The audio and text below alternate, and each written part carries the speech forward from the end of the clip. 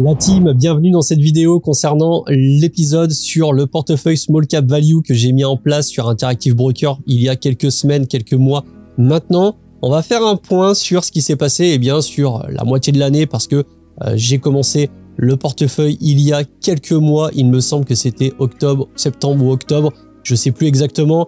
Je t'ai fait les premiers épisodes où je te présente à chaque fois les boîtes dans lesquelles j'investis.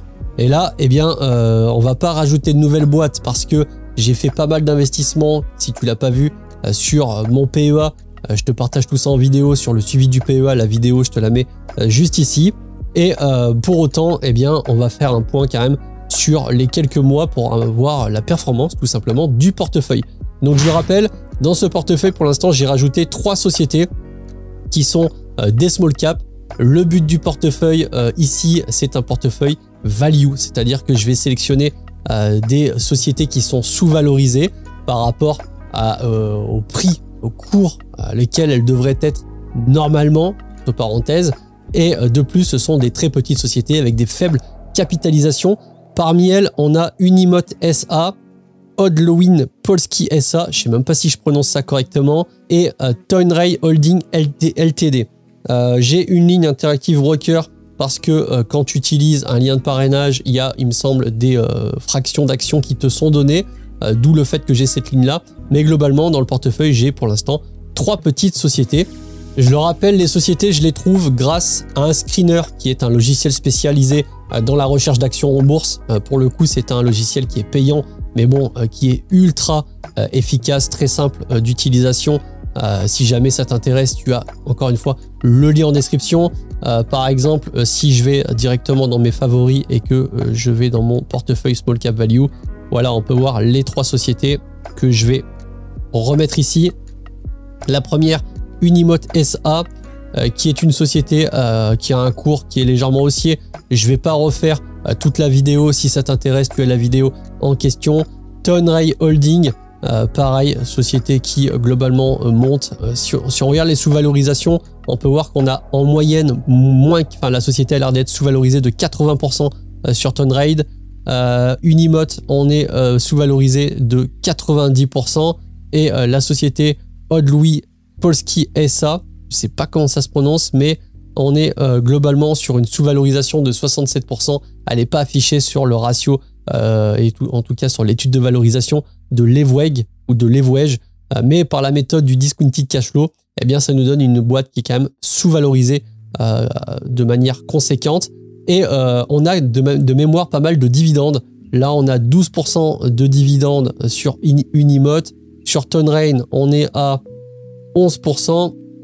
Et sur Odlowin Polski, on est à 5%. Voilà globalement pour passer vite fait en revue ces sociétés-là.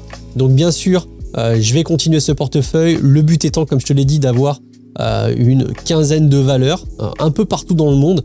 Alors là, je vais être très clair là-dessus. Je ne fais pas du tout en fonction de l'affectif, dans le sens où la plupart des valeurs, et en tout cas l'intégralité des valeurs du portefeuille, je ne les connaissais pas. Je les ai trouvées via le screener en regardant divers ratios, comme par exemple, je me mets sur une des valeurs, mais on va étudier principalement les différents scores, que ce soit le Piotrowski F-score, le buy niche, l'étude des cours, est-ce que c'est un cours plutôt haussier ou pas. Bien sûr, l'étude de la valorisation, le but, comme je te l'ai dit, c'est un portefeuille value, donc on va aller vers des sociétés qui sont sous-valorisées, voire très grandement sous-valorisées. Il faut que les indicateurs soient plutôt bons, si possible qu'on soit en présence d'une société dont le chiffre d'affaires augmente, comme tu peux le voir, assez fortement. Je vais te remettre ici, donc là ça monte et là ça monte pareil avec des grosses pointes. Des sociétés qui ont des rentabilités sur capitaux engagés relativement énormes, de plus de 20%, comme on peut le voir ici. Toynray, on doit être pareil. Je connais pas les chiffres par cœur, mais c'est un bon rappel. Attends, je me mets dessus. Ici, tu vois, on est à tout à plus 20%, et il me semble que cette société-là, c'est pareil. C'est un des critères. Ouais, on est à 33% sur les dernières années. Enfin bref, des sociétés qui ont quand même la santé, qui ont des statistiques très correctes, des ratios très corrects. Bref, on espère que à terme, ça va monter assez fortement. Pour tout te dire, je n'avais jamais fait avant le début de cette série de vidéos eh bien de portefeuille sous forme de société value. La plupart du temps, et je suis plutôt PEA sur de l'ETF et des sociétés avec plutôt une sous-valorisation momentum, un petit peu comme c'est arrivé sur LVMH, etc. Et là, ben voilà, je suis carrément sur une stratégie et de value et de small cap. Et je pense que c'est intéressant à terme de voir un peu ce que ça donne. Donc au niveau des performances du portefeuille, je vais me remettre sur l'accueil. On peut voir que la performance du portefeuille sur l'année, voilà, sur l'année 2023, sur la moitié, les quelques mois que j'ai fait dans l'année 2023, puisque j'ai commencé visiblement le 7 septembre 2023, donc il y a eu septembre, octobre, novembre, décembre, 4 mois, eh bien le portefeuille a fait plus 6,11%.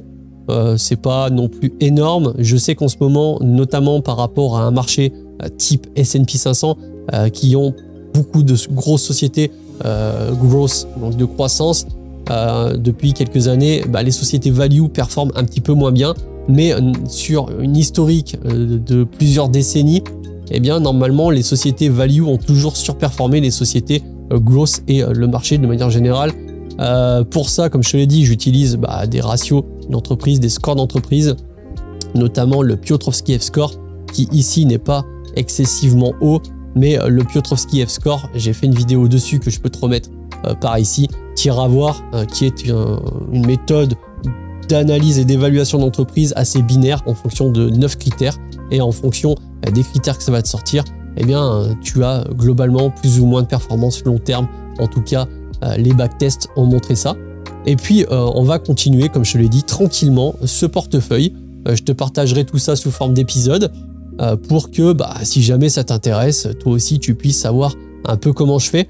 Même si je te cache pas que franchement je me serais jamais lancé dans un portefeuille type small cap value, eh bien si je n'avais pas à minima un screener comme j'ai la chance d'avoir, qui est Value Investing Screener dans mon cas, où comme tu peux le voir, tu peux mettre tout un tas de filtres avancés, de scores. Tu peux par exemple sortir toutes les sociétés qui ont un Piotrowski F-score de 8 et tu as toute la liste instantanée. Donc là on voit qu'il y a 281 pages de 10 sociétés, donc il y a 2810 sociétés, à peu près 2800 sociétés qui ont actuellement un Piotrowski F-score de 8 parmi les 40 et quelques mille sociétés mondiales. Si tu n'as pas ce genre de logiciel, c'est très compliqué pour toi et tu perds beaucoup de temps. Donc voilà un petit peu toute la stratégie de ce portefeuille. Là où je suis un petit peu, pas déçu, mais globalement c'est que, un peu comme pas mal de monde je pense, j'ai pas de finances illimitées. J'aimerais bien pouvoir mettre 2000 € sur le PEA, 2000 € sur le compte titre et 2000 € tous les mois sur le portefeuille Small Cap Value. J'en suis pas encore là, donc je suis obligé de décider. Parfois j'ai un peu de trésor pour le PEA. Parfois je mets également de la trésor comme j'ai fait là sur le portefeuille Small Cap Value. Mais voilà, je vais l'alimenter doucement mais sûrement. Et j'essaie vraiment de prendre que des sociétés, des pépites entre guillemets, en tout cas sur les scores, sur les différents ratios, qui me dit que la société est, comme je te l'ai dit, énormément sous-valorisée d'après les modèles de calcul. Et en plus de ça, a des ratios d'entreprise qui sont incroyables, avec un chiffre d'affaires en augmentation de plus de 50% tous les ans, une rentabilité sur capitaux engagés exceptionnelle, etc. Donc voilà un petit peu ce qui va se passer. Je vais essayer de rajouter quelques actions dans ce portefeuille pour 2024. Et puis si jamais tout ça t'intéresse mais que tu débutes un peu là-dedans, sache que j'ai mis en place une formation bourse où je t'explique toutes les bases, les ratios, comment étudier une entreprise, l'analyse fondamentale, etc. Tu as un accompagnement personnalisé si tu le veux. Les liens sont en description de cette vidéo sur mon site web, directement dans la partie formation. Si tu as un doute, n'hésite pas à aller me demander sur Discord, à aller demander des informations. Tu as aussi le Discord communautaire dans la description de cette vidéo. Et sur ce, je te souhaite une bonne fin de journée. Je te laisse avec cette vidéo sur tout simplement l'investissement boursier. Elle dure un peu plus d'1h30 et je pense que déjà tu vas trouver pas mal de réponses. Et encore une fois, si tu as envie d'aller plus loin, n'hésite pas à nous contacter. Sur ce, je te souhaite une bonne journée et puis je te dis à bientôt. Salut la team!